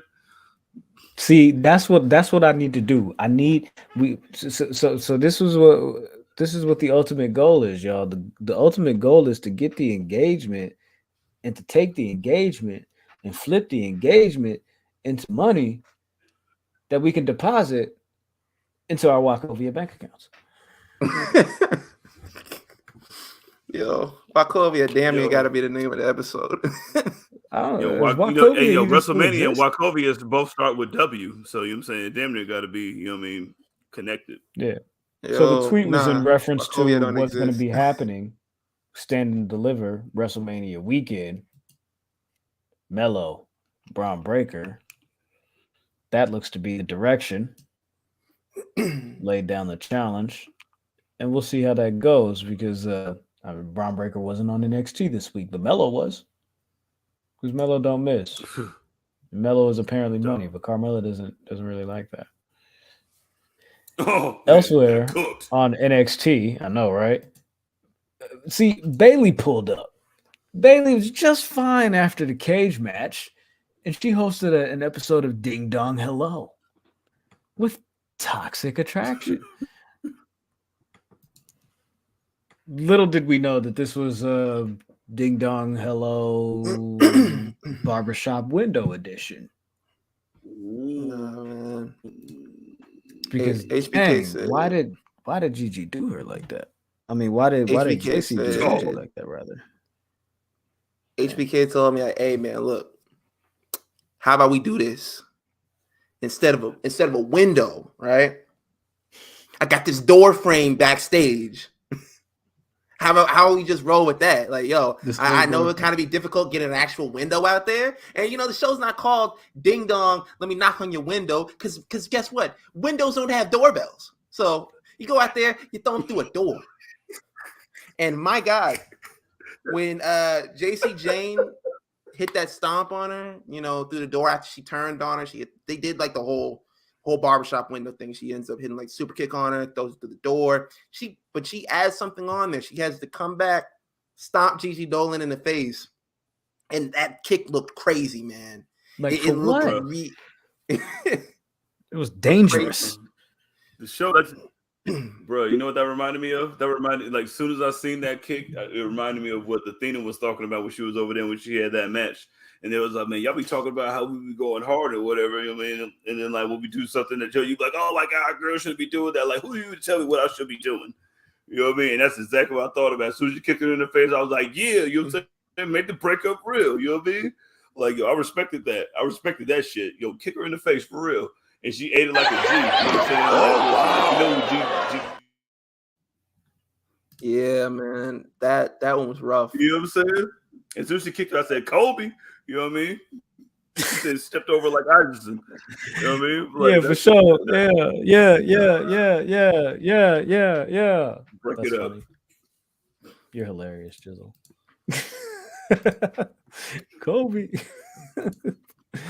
Let's see. KG says JC wearing a black leather jacket was a good touch. Yeah, there you go. It was right down to the minute details. Like, yeah, she came out there, she was dressed up in the leather jacket that Shawn Michaels had, and then right after she did the whole thing, she kicked her in the face. She like kind of like does her jacket like that, like the way Shawn Michaels did, like fixed it for himself right after he did it. Like, yo, man, look.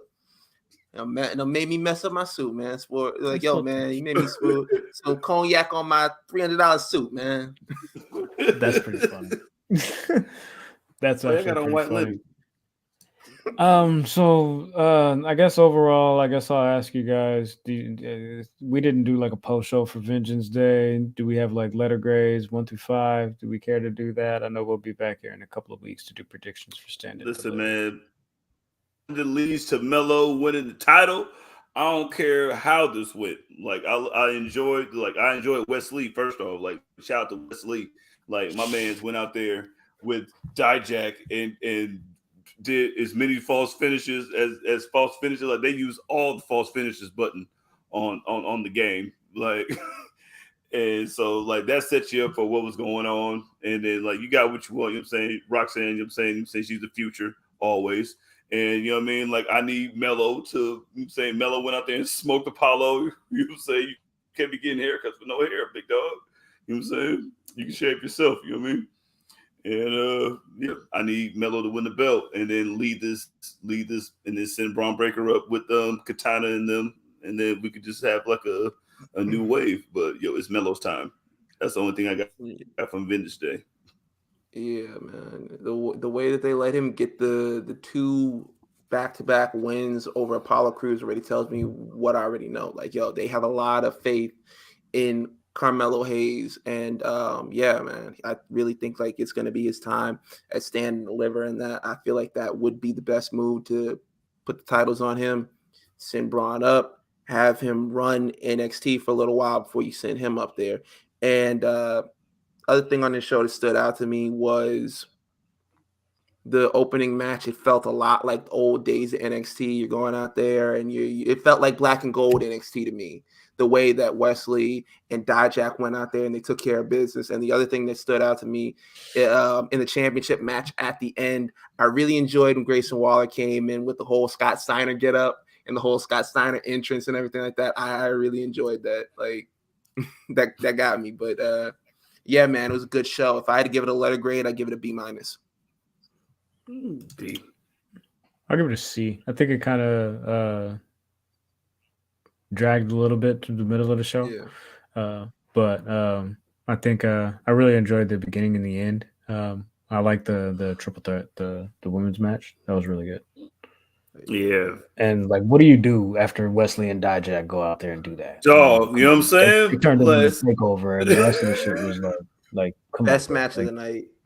It's not even fair. Definitely not fair. Definitely not fair. Jizzle. Can I throw it to you, brother? Of course it is.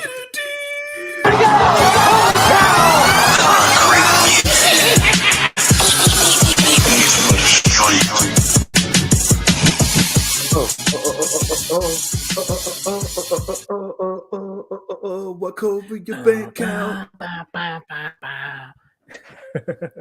What did you think about the what Kobe? Hey, usually, you know what I'm saying, listen, let's get over here. You know what I'm saying? Usually we start with football, you know what I mean? Because We're not doing that today because history was made last night. My man, LeBron, broke the record for the most points ever in front of the man who had the most points ever, who doesn't like him. While he was winning a jacket, yeah, give me the ball. With your old ass, yo, give me the ball and go sit down. Yo, give me the ball, take this picture, and go sit your old ass down with your hate mask. You know what I'm saying? Like, yeah, I did it. Yeah, you're just mad because your ass is old. Motherfucking grandpa, yo, old nigga is gone. Bro, like, I love the look on Kareem's face, like every single point that LeBron got, he was just like, bro. Because, like, first off, LeBron, like, he's a little slow, and then all of a sudden he would just, like, he wouldn't, like, it kind of like he wanted to keep Kareem on the seat. You know what I'm saying? And then all of a sudden he was like, all right, he was like, here's 20. He was like, oh, no. Yo, they kept cutting back to him every single time. Every single time LeBron made a shot, cameraman up in his face, like, yo, you see this shit? He about to take your record tonight. He about to take your record tonight, old nigga. He about to take your record. That's just what it was like the whole time. And I saw somebody make a tweet there like, yo, man, look, this is the craziest and funniest thing in the world that y'all dragged a 75-year-old man out to watch another man that he doesn't like break his record. This man in the stands.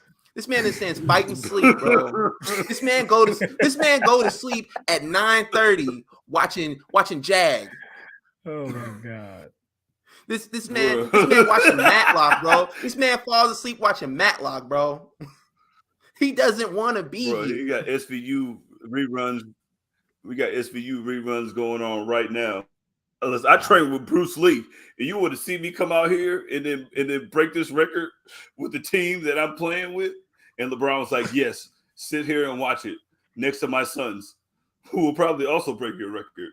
Like, first of all, sit here and look at them and then bro, thank them.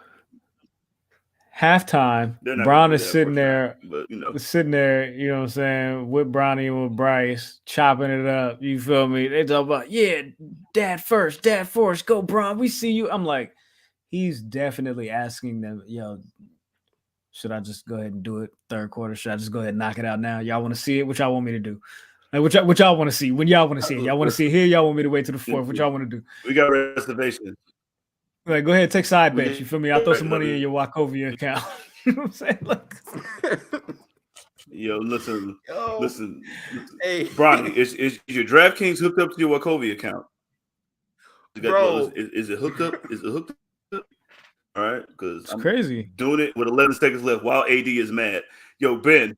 Think about AD being all pouty when he was saying LeBron broke the record. They're talking about trade AD. Even though, you know what I'm saying, Russ got traded. You happy?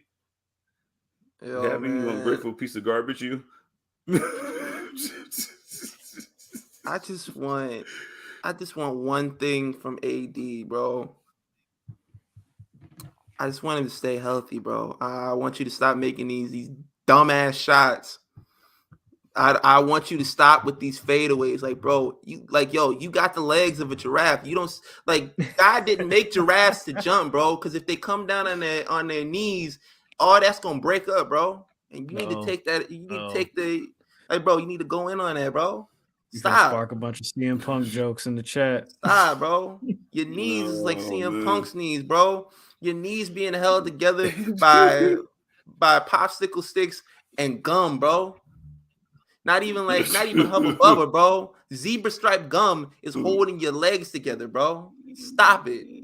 Just stop. Your knees are a third grade science project right now. You know what I mean? Exactly. Cell model at your knees. Your knees are a cell model, CM Punk and AD. Yo. But a lot of people. I'm done talking. Andy in the chat is a J-Cat. Andy said I was waiting for LeBron to break the record with the skyhook. Oh my God, that would have been that would have been amazing, bro. Oh my God, I wish he would have done it. Like, yo, if I was Kareem, I'd run out on the court. I'd be like, hey, Yo, Hey, hey, now you doing too much, young fella. You got too much drip on your chip now. Hold on now. Hey, yo, let me tell you something. Let me give tell me you your jacket. something. Man, Yo, stop the game. Yo, stop the game so he can give me the ball, and I want his jacket. Give it to me. Put it on me. So I can just throw it on the ground. I don't want it. But hey, y'all, you guys are online have been wilding about this. I love LeBron as much as the next guy, but I need y'all to stop making these pictures of Kobe and Larry Bird and Kareem and all these like former players that have passed, Bill Russell coming up to hand him the crown, bowing down to LeBron. Like, stop that, bro. Just cut it out, bro. No, that's in ninth and threes. Hey, yo, speaking of ninth and threes, you know what I mean? Like, what's the all my math experts out there in the chat, let me know what the difference between the ninth and threes and the first and threes by the name of threeses. You know what I'm saying? And he ain't even playing right now, and he's still gonna have more threes than LeBron before he even finishes in his lifetime. Trust me, LeBron's record will be broken way before his record will be broken. I guarantee that. And everybody's shooting. So have you ever seen the Proud Family or Wizard Kelly just be scoring and stuff like that, be taking the ball and be like throwing it into the hoop and just like picking it up, throwing it in the hoop again? Like, that's what they were doing back then, bro. Kareem was doing some Harlem Globetrotter shit, bro. Like, this man was hitting skyhook. He was spamming the controller. And just imagine what he could have done if they would have had a 3-point line back then. Like, bro, Kareem, this man was playing with people who had daytime jobs. You know what I mean? They were clocking out as plumbers and coming to play basketball. Bro. Not even regular daytime jobs. You know what I'm saying? Like, they were like blacksmiths, you know what I'm saying? Stuff that you don't even see anymore. You know what I'm saying? Blacksmiths, soothsayers, you know what I'm saying? A soothsayer? Like people that, you know what I mean? Like a personal tarot card reader. Like, you played against plumbers. You know what I mean? Like, you can't trust Kareem. You know what I mean? And he was fighting Bruce Lee. You know what I mean? Hey, shout out to Sean. Hey, Y'all know what the man said. Run them likes up. Gang. All right, let's get. Hey, look. Hey, listen. Kyrie got traded. Thank you, guys. So it wasn't to y'all. Sorry, dog. Man dropped an F-bomb on live TV. That was good stuff. LeBron James. Yeah. All right. Now, Kyrie. You're welcome. He got traded. Kyrie got traded.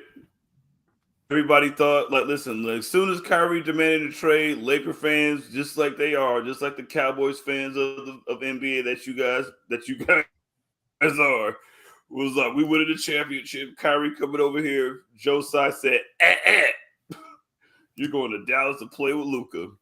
And I don't know what's going on right now, but Luka's hurt, and it's his first game. And then Kyrie's probably doing some Kyrie shit, because that's what Kyrie would do, Kyrie shit.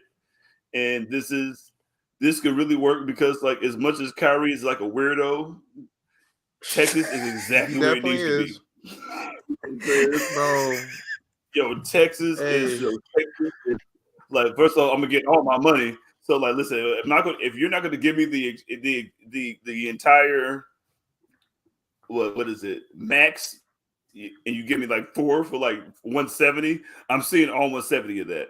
And then everybody that agrees with me gonna be like, yeah, the word is flat, Kyrie, you damn right. You know what I'm saying? Yeah, South Puma, I'm gonna buy your shoes, bought it for my son. His name is Lee John. You know what I mean? So y'all gonna be buying all the Texas. I'm in the minority of Lakers fans who didn't want Kyrie to come to the Lakers. Like, Kyrie is great on the court, but he just brings a lot of issues, man. He just brings a lot of unnecessary issues to the team. Like, I didn't want to see him, because I remember, like, him and LeBron playing together was magic, but they don't like each other. That's why people, when they was like, man, why don't LeBron speak up and say something about the way that Kyrie is getting treated? Like, bro, do you realize what this man was saying behind my back while we were sharing the same locker room? Mm-hmm. This man talked about, I took his team while I'm still sitting in the locker room. This man literally went to Boston Dog me. This man went to the Nets. Dog me. And y'all think I'm gonna stand up for him, man? I don't want that man on my team. Bro, like you said, like look, just like you said, Ben. You saw like you see what I did for him. Like you said, when you talk about like what happened to Kyrie, like Kyrie was the number one overall. He played 7 4/7 games in college, and it was like, you know what, I done seen enough. You know what I mean? Like maybe you're right. Maybe you're right, Kyrie. Maybe I seen it. And now he was over there with Luka. Like, listen, the only thing with this one is like Luka ain't about to take your shit. Listen, man, I don't know if you know what it is. You know what I'm saying? Like, I'm the new Dirt. I'm the Dirt with a better haircut. So this is my town, Mr. Kyrie. You're coming into my situation. So you better do like it'll be damn near like just like how like Kyrie might be sell. He might be the sell of the NBA. Like he took a little bit of Katie. Like, how do you play with a really good player too? You know, I'm saying, fit. I'm gonna go try to win a championship. Except Luka's gonna be like, listen, man, you pissed me off. Get up out of here. You're not like Steph Curry was like, yeah, go ahead, do what you want. Be like, nah, get your ass in that corner and shoot that 3. And then I'm gonna let you dribble a couple times every now and then. You know, I'm out in the game. You know, that's facts. That's facts.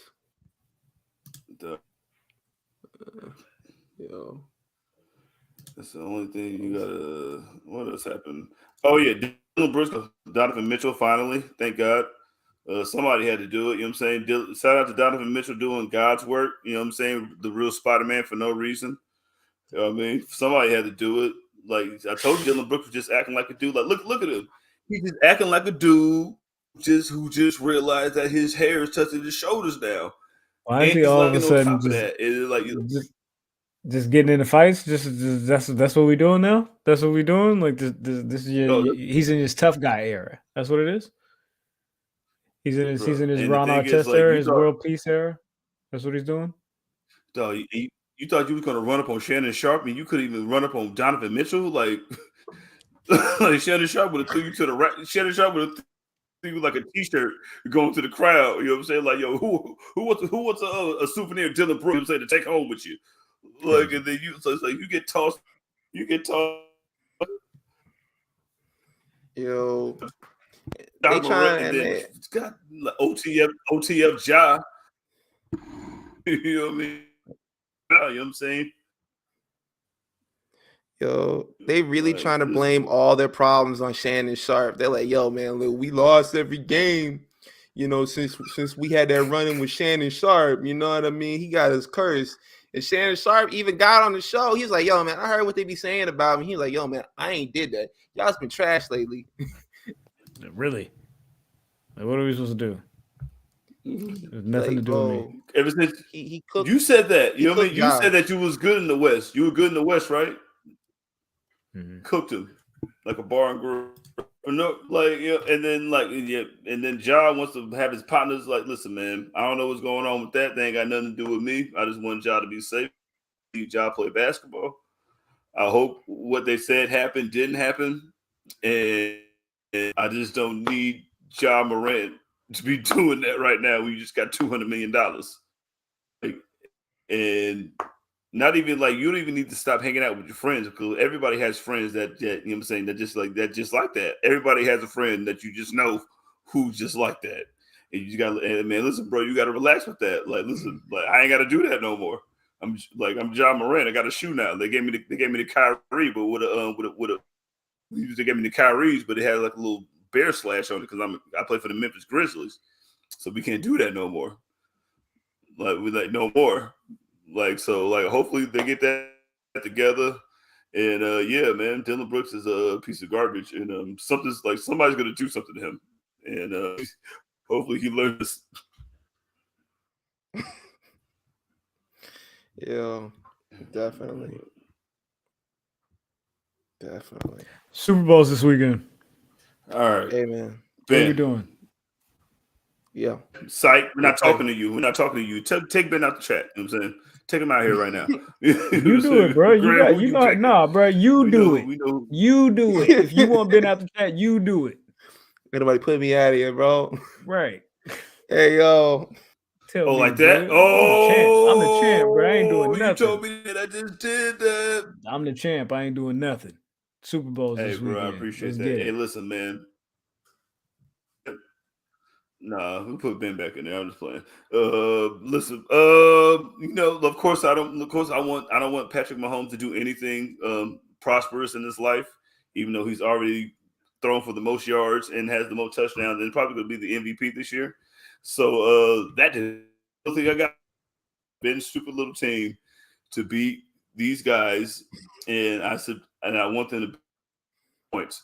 I wanted to be by a whole bunch of points. Actually, be like when the Broncos, who I also hate, lost to the Seahawks that time, and so I need to be like that. So Ben, if y'all don't do that, I will be back on here to slander you and your team profusely. Look, bro, I'm just like, if we win, I'm gonna do what the Georgia Bulldogs did when they won. I'm gonna come out here and I'm gonna lie and say we were the underdog the whole season. I'm gonna come out here and I'm gonna lie and say that no one believed in us. I'm gonna come out here and I'm gonna lie. Yo, man, look, it's been a great season. I think we can do this. I have all the faith in the world in our defense and in our offense. Jalen Hurts. Somebody said watch Jalen Hurts win the Super Bowl with like 87 passing yards and just like rushing the rest of it. And I'm just like, yo, man, whatever wins, man. Whatever wins. Yeah, look, winning is winning. It don't matter. By an inch or a mile. Shout out to These Dominic pieces of Toretto. shit. Yo, man, I would like to see y'all win. I hope. What do you think, Graham? Who do you got winning, Graham? I want to see. I'm gonna go with my guy, man. I'm gonna rock with my guy, man. You know what I'm saying? I know it's Patty, you feel me? But I'm like, like a little salty about MVS going over there and making it to the Super Bowl same year. You feel me? So I'd like to see him fail. Yeah, that's what I'm talking about. Hell yeah! I'm here to hate, man. I'm here about. to hate. Look I don't know if Patrick Mahomes is healed. I don't know if he's healed. I don't know if he's going to be healed up enough. I know he's going to power through it. I know it's going to be a lot of catch up. You feel me? To get him through this game. You feel me? You just bring the Heinz. You feel me? Bottles out, line them up. You feel me? On the sideline, have them squirting it. You know what I'm saying? Instead of the Gatorade bottles. You feel me? Just go ahead, give him a bunch of. It'll be good. You know what I'm saying? He'll be back at it. You know what I'm saying? We'll make it work. But I don't know that he has of all that just like that. But yeah, I seen an episode of All That just like that with Chris Farley, and he was like, "You got to get on the side of ketchup," and I'm not going with Pat Mahomes. Chris Farley would not be happy. You cannot win, Pat. You cannot win. You got one leg, Pat. Yo, definitely hurt people. All right, let's get out of here. Yeah, that's funny. Unless you got something else to say, you want to tell them about the Ultimate Fighter? No, I don't care about Michael Chandler or Conor McGregor. They're two losers who lost to Dustin Poirier. So yeah, congratulations. Dang. Don't let Pat Mahomes win. Like the script is already written, and it better have Jalen Hurts. You better have some 5-star for some black people for these matches that you like so much with your people. Yo. All right, man. Let's get up out of here. This has been great. You guys have all been amazing. Salute to everybody in the chat, Apple, Spotify, Google, whatever avenue it is that you listen to this. We appreciate you. At the Enemies P3, all social media platforms. That's Instagram, TikTok, Twitter. Facebook group is up. Discord is there. You feel me? Patreon.com/Public Enemies. Beat us there. Don't meet us there. You feel me? That's the Waco Kid right there. You feel me? That's Jesus right there. You feel me? You know what I'm talking about? You feel me? You dig? Ben, tell them where to find you. Hey man, you can follow me on Twitter, Instagram, TikTok at _SonOfMars_. And if you're on Facebook, join the group. If you wanna see all the links from where we're at, go to our Twitter at the Enemies PE3. Click on the link tree; it'll show you everywhere you need to be. Also, this Saturday, tap into the Fam Royal Rumble, man. Like, hosted by none other than yours truly, the movement on YouTube. We'll be posting, we'll be tweeting, some announcements about it, later on this week and, throughout the week. But, y'all tap into that because, like, we're really honored, to be part of that. They reached out to us, and it's fun to do stuff like this because, like, I'm gonna be honest with y'all, we don't get asked to do a lot of stuff like this. So it was They fun. don't rock with us, man. They don't like us, "Oh, those man. guys over there." They just want engagement. Hey, man, I'm telling That's you, all. I need the engagement, man. Jizzle, tell them where to find you. Shout out to that engagement. Yes, man. Yeah, that's me. You know what I'm saying? AKA between Doug Hemodome, you know what I'm saying? Hemi Buckets, you know what I'm saying? Anything that's him and that, you know what I'm saying, that your girl like and that your mama like too. But yeah, listen, follow the page and subscribe to the Patreon, all 3 levels. You know what I mean? Tell your mama, tell your auntie. You know what I'm saying? Watch all our shows, you know what I'm saying? Watch Graham hate, you know what I'm saying? Watch us all hate on stuff. That's what we do on Patreon. We hate on stuff with N-words. You know what I'm saying? You know you love it, so just do it. You know what I mean? Say follow us all. You know what I'm saying? Follow the Facebook group, like Ben said. Follow the Discord. Follow everything. Buy our shirt. If you know somebody All right, about man. to ask them how they did it, you know I'm what the I'm saying? champ. Maybe we'll help you. Jizzle, shut it down, Maybe I'll bro. write that out. At the enemy's P3. Oh my God, Graham. Salute to y'all. Y'all been great. And we out this motherfucker. Take care of yourselves and each other. Next week, we'll holla at you. Deuces.